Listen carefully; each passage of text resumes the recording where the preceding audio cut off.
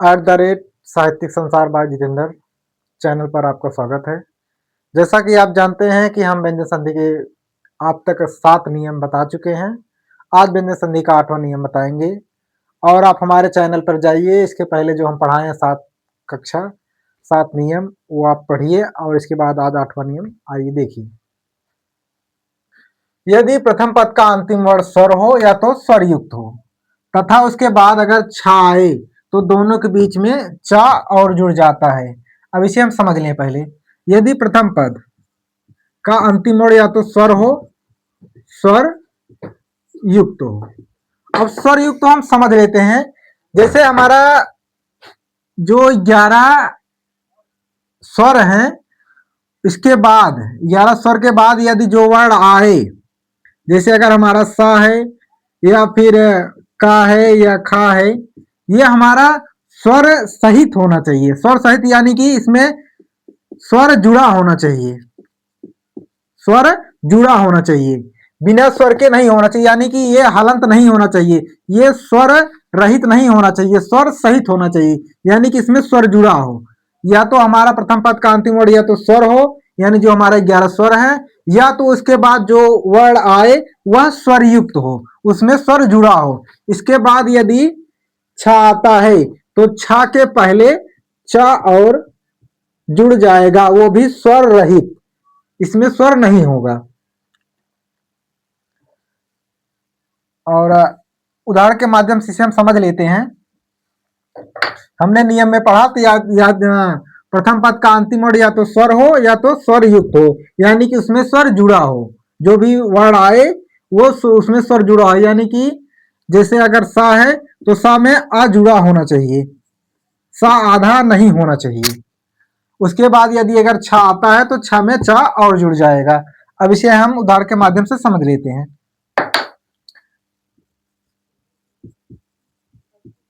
जैसे हमारा है वी धन छेद। अब हमने नियम में पढ़ा यदि प्रथम पद का अंतिम वर्ण या तो स्वर हो या तो स्वर में स्वर युक्त हो, यानी उसमें स्वर जुड़ा हो।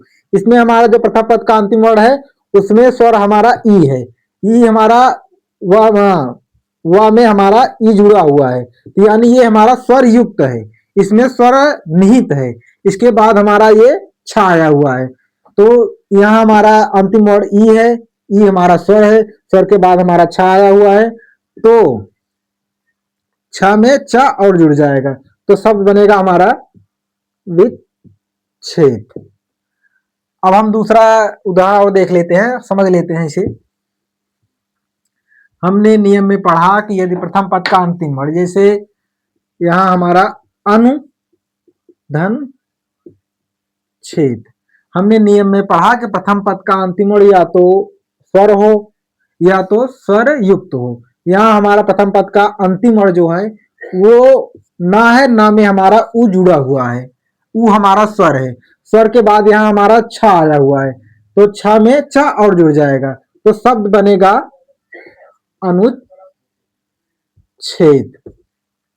ऐसे ही हमारा शब्द है स्व धन छंद। अब इस पद का हमारा अंतिम वर्ण जो है वो हरस्व आ है। हरस्व आ हमारा स्वर है, स्वर के बाद हमारे यहाँ छ आया हुआ है, छ में च और जुड़ जाएगा, क्योंकि नियम में पढ़ा कि यदि प्रथम पद का अंतिम वर्ण स्वर हो या तो स्वर उसमें जुड़ा हो, तो इसके बाद अगर छ आता है तो छ में च और जुड़ जाएगा, तो शब्द बनेगा स्वच्छंद। हमने आज व्यंजन संधि का आखिरी नियम बताया आपको। यदि प्रथम पद का अंतिम वर्ण स्वर हो या तो स्वर युक्त हो, उसके बाद यदि छ आता है तो छ के पहले च और जुड़ जाएगा।